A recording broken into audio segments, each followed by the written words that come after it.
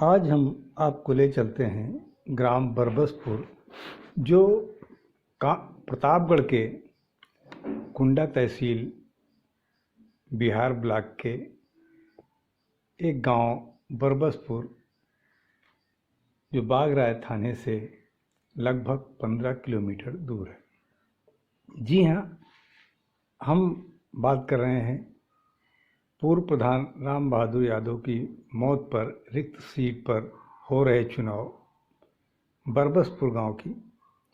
जब हम बरबसपुर गांव पहुंचे तो वहां पर पीएसी देख करके ये सवाल उठा कि आखिर यहाँ पर पीएसी क्यों मौजूद है।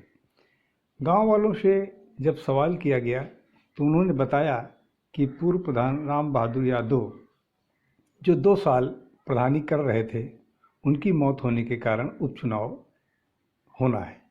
जो स्थिति तनावपूर्ण और ये मामला, ये गांव संवेदनशील है, क्योंकि इसके पहले के पूर्व प्रधान राम बहादुर को उनका कार्यकाल पूरा करने पे प्रॉब्लम पैदा करने वाले विरोधियों ने उनको प्रधानी करने ही नहीं दिया,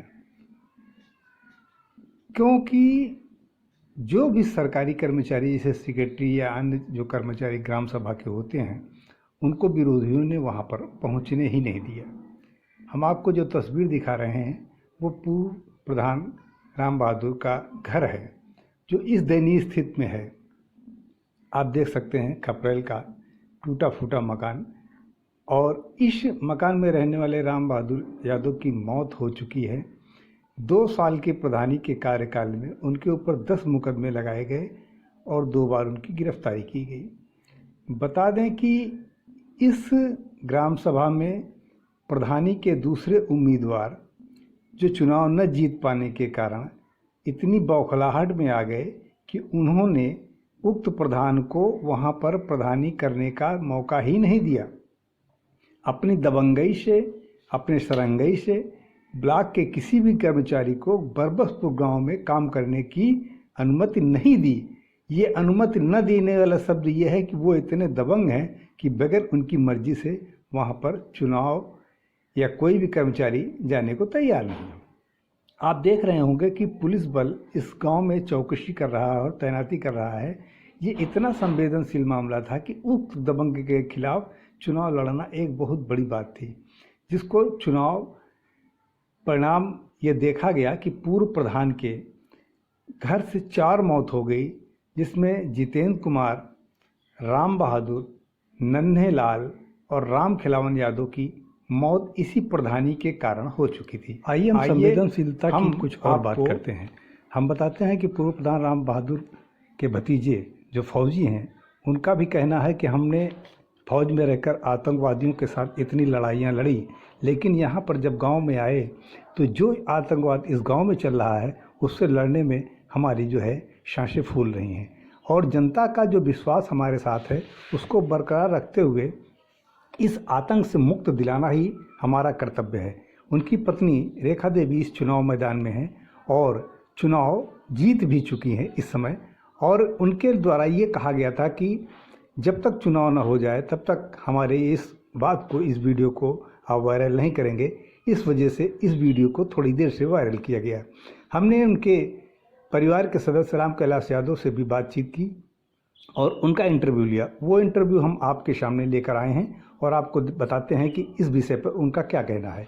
हमने परिस्थितियां भी देखी, जनता से भी बात की, जनता ने भी उनकी बातों को पुष्टि की, और इस बात की जो पुष्टि है वो आज जो है रेखा देवी ने अपने विपक्षी को हराकर पूरी कर दी। आइए हम सुनाते हैं कि राम कैलाश यादव से हमने क्या बात की थी। यहाँ पर उपचुनाव है और उपचुनाव में ऐसा है कि इस जगह पर जो उपचुनाव हो रहे हैं, यहाँ पूर्व प्रत्याशी की मौत हो चुकी है। उनकी मौत के बाद ये दोबारा चुनाव किए जा रहे हैं। आज हम इन्हीं के परिवार के सदस्य राम कैलाश यादव जी से बातचीत कर रहे हैं और मुलाकात कर रहे हैं। आइए हम जानते हैं कि सच क्या है और सत्ता क्या है। तो राम कैलाश जी, ये बताइए कि आपके गांव में जो चुनाव हो रहे हैं तो उसका रीज़न क्या है, क्यों चुनाव हो रहे हैं? रीजन चुनाव है कि वर्तमान चुनाव के सदमे में मौत हो गई और गांव का विकास कार्य नहीं हुआ, तो ऐसा सुनने में आया कि आपके क्षेत्र के जो प्रधान जी हैं उनको काम करने ही नहीं दिया गया। जी। तो इसमें सरकारी कर्मचारियों की क्या भूमिका रही है और किसका क्या दबाव रहा? इसमें सरकारी कर्मचारियों की विशेष भूमिका रही, उदासीनता की, जो हमारा सहयोग नहीं किए मेरे प्रधान का, बार बार टार्गेट किया गया, इनके ऊपर फर्जी मुकदमा पूरे परिवार पर डाला गया, 2 बार 3 बार जेल भेज दिया गया। तो इनके 2 साल के कार्यकाल में इनके ऊपर कितने मुकदमे डाले गए? लगभग 10 मुकदमे डाले गए, जो संगीन धाराओं में डाले गए। कहीं मछली मार लेना, कहीं पर छेड़खानी करा देना, कहीं पे दिन में फायरिंग करा देना विपक्षी के द्वारा पैसा दे करके, इस तरह का शासन से मिल करके प्रशासन से पूरे परिवार को पीड़ित किया गया। उसी सदमे में उनकी मौत हो गई, जिसमें सांसद महोदय जी भी इस बात को पत्राचार के माध्यम से अवगत भी कराए। तो ये जो राजनीतिक मुकदमे जो दायर किए गए हैं, ये ग्राम सभा के ही लोगों ने दायर कराए थे? हाँ, या ग्राम सभा के बाहर के लोग? विपक्षी प्रधान का सहयोगी लोग, जो उसके योजनाओं का लाभ लिए फर्जी तरह से, जो वो हो, उनके ऊपर फर्जी तरह का कागज दस्तावेज पेश किया गया है। 3-3, 4-4 जॉब कार्ड है और आवास है, शौचालय का पैसा खा लिए हैं, तो उन्हीं के इशारे पर ऐसे करते थे। कुल मिला के आपका कहना है कि जो प्रतिद्वंदी लोग हैं, हाँ, राजनीतिक रूप से, वो अपने साम दाम दंड भेद से प्रधान के कार्यों में अवरोध पैदा करते रहे और उनको 2 साल तक काम नहीं करने दिया। वो सरकारी अपने कर्मचारियों को दबा करके किसी माध्यम से उनको चार्ज से वंचित करके, डरा धमका करके गांव सभा का कार्य नहीं किए। एक भी कार्य नहीं हुआ, यहाँ तक कि न तो कुटुंब परिवार की नकल, न मृत्यु प्रमाण पत्र या अन्य ऐसे कोई योजना, जैसे शौचालय हुआ, नल हुआ, साफ सफाई हुआ, कोई भी एक पैसा का कार्य 2.5 साल में नहीं हुआ। तो इस तरीके से तो जैसा कि आप बता रहे हैं कि क्षेत्र के जो आपके विपक्ष के लोग हैं, इतने दमदार लोग हैं, माफिया टाइप के लोग हैं, और ऐसा भी कार्य कर सकते हैं कि किसी पर हमले करते हैं।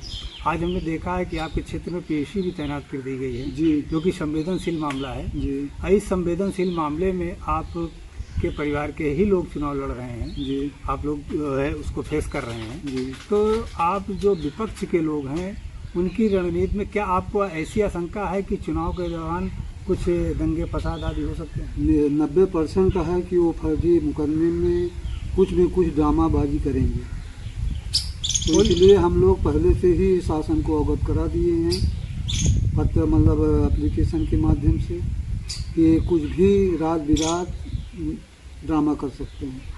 तो आपने शासन से कोई सुरक्षा की गुहार लगाई? शासन से मतलब आके अवगत करा दिए हैं, अब शासन उस पर क्या एक्शन लेता है अब उनकी मर्जी के ऊपर है, क्योंकि हम 2.5 साल से देख चुके हैं कि कितनी मेरी मदद किया। एक गरीब प्रधान को 1 पैसा का काम नहीं पूरे उत्तर प्रदेश में हुआ। केवल एक इकलौती ग्राम सभा है कि जो निष्पक्ष चुनाव होते हुए भी 1 पैसे के काम नहीं हुए। तो जनता के लिए आप क्या कहना चाहेंगे? मैं जनता के यही संदेश देना चाहता हूँ अपनी पूरी जनता को कि धैर्य बना करके शांतिपूर्वक मतदान करें और हमारा सहयोग करें। हम प्रयास करेंगे कि हमारे गांव का विकास हो और शांतिपूर्वक हो। शांतिपूर्वक हम लोग अभी किसी भी प्रकार का ऐसा कार्य नहीं किए हैं कि जो हमारी छवि डाउन हो, इसीलिए हम मैदान में चुनाव किसी भी प्रकार का ऐसा कार्य नहीं किए हैं कि जो हमारी छवि डाउन हो, इसीलिए हम मैदान में चुनाव लड़ रहे हैं। इसमें आपकी तरफ से आपके परिवार से जो प्रत्याशी हैं उनका नाम? ज्ञान मतलब रेखा देवी, पत्नी ज्ञानचंद। और उनके अगेंस्ट में कौन है? अगेंस्ट में बहुत हम 2-4 प्रत्याशी तो होंगे। हाँ, अमीन में तो बहुत हमसे, अमीन से क्या मतलब है। धन्यवाद।